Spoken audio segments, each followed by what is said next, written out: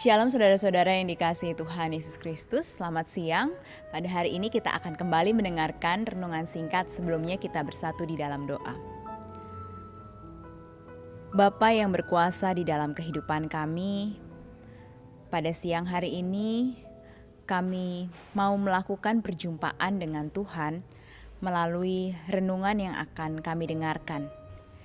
Dan kiranya kami pun juga dapat menjumpai Tuhan di dalam perenungan ini, sehingga kami juga semakin dikuatkan di dalam menjalani kehidupan ini. Dan kiranya Tuhan juga pimpin untuk setiap umat-Mu yang mendengarkan, biarlah umat Tuhan pun juga boleh dapat mendengarkan dengan saksama.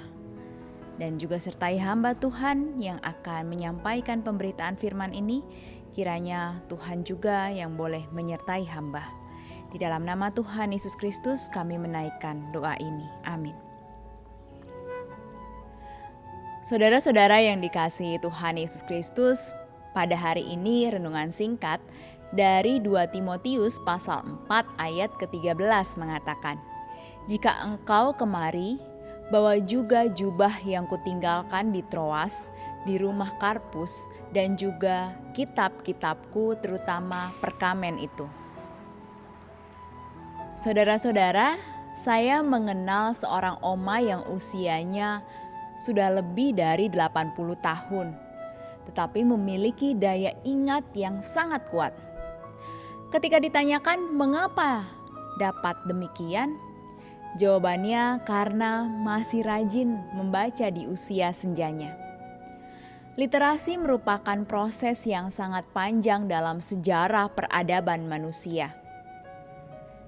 Dimulai dari huruf-huruf kuno pada batu, perkamen, kemudian berkembang pada kertas, mesin cetak, mesin ketik, dan komputer. Serta yang saat ini kita kenal komputer jinjing atau laptop. Mulai dari tulisan tangan, ketikan manual, hingga ketikan sentuhan. Alkitab juga mengikuti perkembangan zaman. Penulisan awal Alkitab dari perkamen dan papirus, kemudian berkembang dengan tercetak dan terus berkembang dengan elektronik dalam rupa aplikasi. Saudara-saudara, melalui tema hari ini belajar dengan mengajar melalui literasi, dan bacaan kita dari 2 Timotius pasal 4 ayat ke-13 berbicara tentang Paulus meminta Timotius untuk membawakan barang-barang pribadi miliknya, terutama perkamen. Perkamen yang dimaksudkan kemungkinan memiliki dua arti. Yang pertama, sertifikat kewarganegaraan Romawi. Yang kedua, salinan kitab-kitab suci Ibrani, biasanya dituliskan di atas perkamen yang terbuat dari kulit binatang. Paulus yang berada dalam penjara menganggap kitab-kitab suci dapat menghibur dan menguatkannya. Ketika Timotius mengambil perkamen milik Paulus, maka ia pun dapat melihat isinya. Saudara-saudara, setiap kita pasti pernah berliterasi.